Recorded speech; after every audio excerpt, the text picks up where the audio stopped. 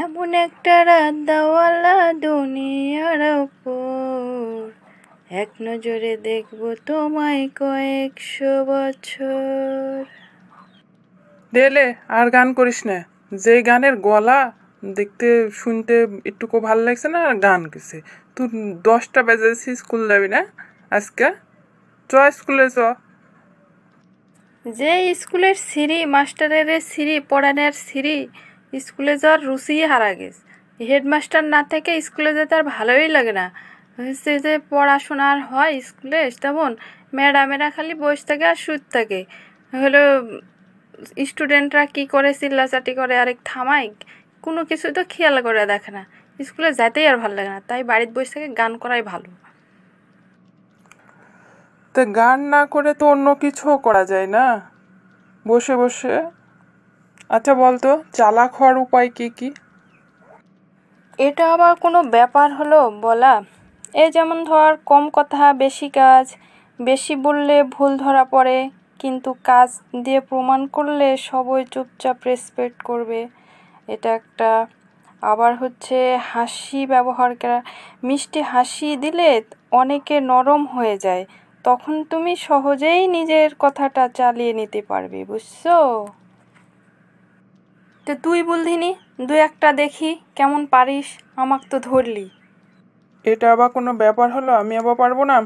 এই যেমন ধর, চোখে চোখ রেখে কথা বলা, এতে আত্মবিশ্বাসী দেখাবে মানুষকে, ভাববে তুমি সব বুঝে ফেলেছ। আবার ধর, একটু রহস্য করে কথা বলা, সব খুলে না বলাই ভালো, চালাকির বড় অংশ। মানুষ অজানা জিনিসে কৌতূহলী হয়ে থাকে, এইরকম ধর।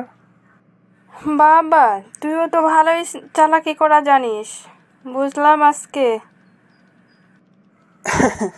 তুই এইটুকুই জানিস, আমি আরও পারবো রে। যেমন ধর, ভালো প্রশ্ন ফেলে রাখা, যখন সবাই চুপ তুমি যদি হঠাৎ বুদ্ধিদীপ্ত প্রশ্ন করো, তখন সবাই মনে হবে তুমি চালাক। তারপরে আবার একটা ধর, শান্তভাবে রাগ নিয়ন্ত্রণ করা, রেগে গেলে সবার চালাক নষ্ট হয়ে যায়। যে শান্ত থাকতে পারে সেই আসল মজাটা নেয়। বাবা, স্কুলে না গেলেও তো ভালোই সব কিছু শিখতে পারছিস রে।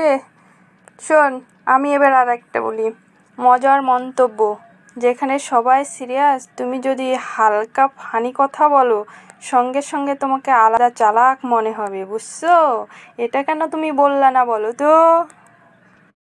এই, তুমি এখানে বসে আছো, ওই কই তিতলি কই? কখন থেকে বক বক করছো রুমের মধ্যে?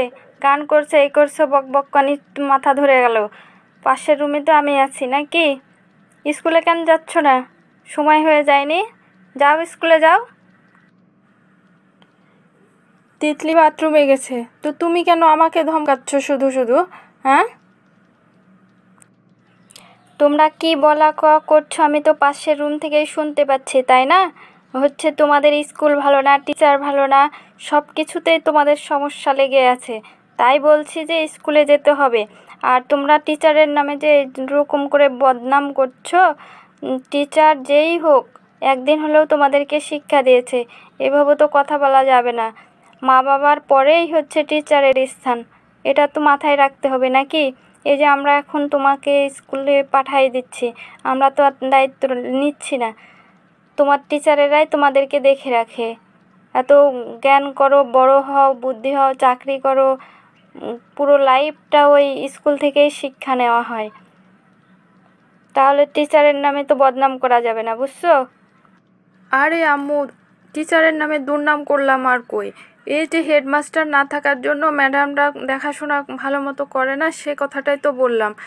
আমরা বললাম যে টিচাররা শিক্ষা দেয় না, শিক্ষা দেয় ঠিকই, সে স্কুল থেকেই শিখতে হয় সব কিছু, মানলাম। কিন্তু এখন কিছু দিনের জন্য এরকম সমস্যা হচ্ছে, তাই এটাই বললাম। কি করে আমার আম্মু আবার সব কিছু জানতেও পারে, একটা কথা বলার জন্যই আম্মু সব কিছু শুনে নেয়। ঠিক আছে আম্মু, আমরা আর এগুলো করবো না, আর বলবো না। এখন আমরা স্কুলে যাচ্ছি, আমাদেরকে টিফিন দাও আর পরীক্ষার ফি দাও। আব্বুকে বলোনি পরীক্ষার ফি দেওয়ার জন্য টাকার কথা? আজকে টাকা দিতে হবে, দাও।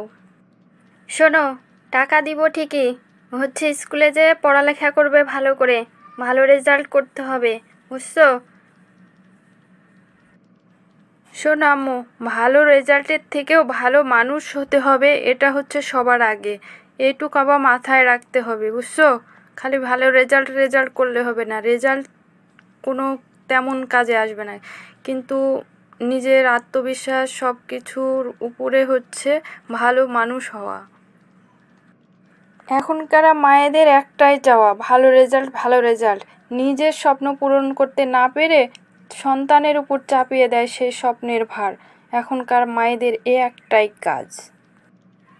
এরে, তোমরা তো বড় হয়ে গেছো, অনেক পাকা হয়ে গেছো দেখছি, আমার উপর দিয়ে কথা বলছো।